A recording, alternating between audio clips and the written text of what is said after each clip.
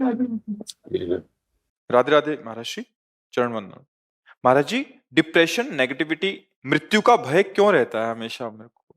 क्योंकि पाप कर्म बन गए हैं, प्रमाद स्थिति बढ़ गई है। जो करना चाहिए वो नहीं कर पाए, जो नहीं करना चाहिए वो कर दिए। तो जिस मन की प्रेरणा से हमने असत कार्य किए, वही मन हमको दंड दे रहा है। किसका प्रश्न है जी?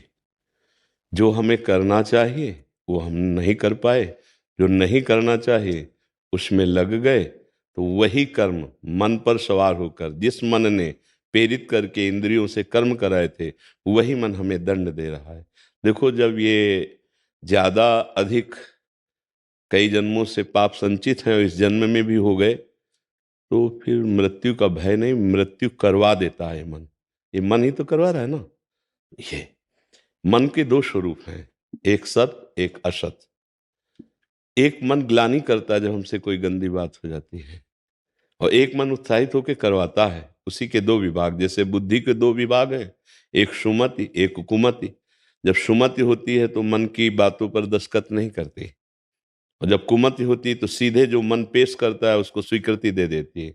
मन की कोई ताकत नहीं है बिना बुद्धि के, पर उसने बुद्धि को अधीन कर रखा है। अब हमारे द्वारा जो सत् कार्य होने चाहिए थे, भगवत चिंतन, भगवत आराधना, लोक समाज की सेवा, जैसे आप किसी की बहू है, किसी के पति, प्राण प्रिय सास ससुर परिवार, इन सब में भगवत भाव कर कर हम सेवा करके अपने धर्म से चले, कभी डिप्रेशन नहीं हो सकता, किसी को नहीं हो सकता। पूर्व का पाप वर्तमान के साधन से नष्ट किया जा सकता है, नहीं तो मोक्ष होता ही नहीं, भगवत प्राप्ति होती ही नहीं।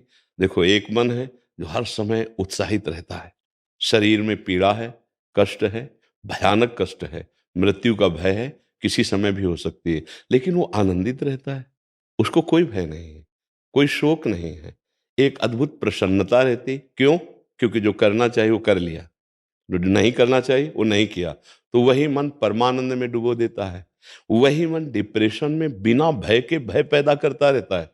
और एक दिन ऐसा आता है, हमारे पास ऐसे व्यक्ति मिले हैं कि वो कहते हैं मुझे मर जाना अच्छा लगता है, आप आदेश कीजिए। कितनी निकृष्ट बुद्धि आ गई। आत्महत्या से बड़ा कोई पाप सृष्टि में नहीं रखा गया, और वो इतना महापाप करने के लिए तैयार वो व्यक्ति हो जाता है। क्यों? क्योंकि उसने गलती कर दी। अब सुधार कर लो।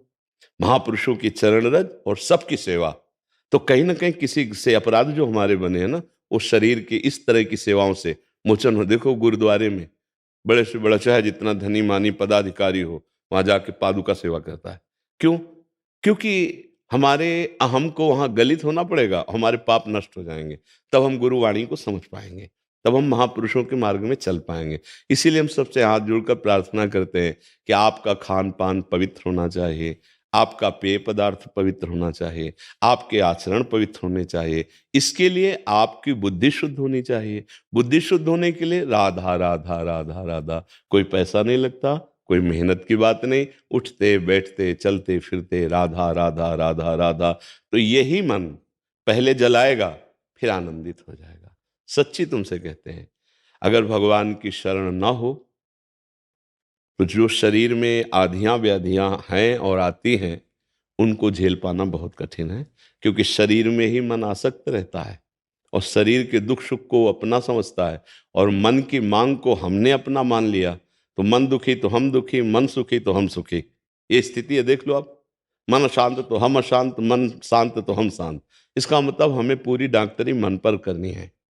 तो मन की पवित्रता, सा वै मनः कृष्ण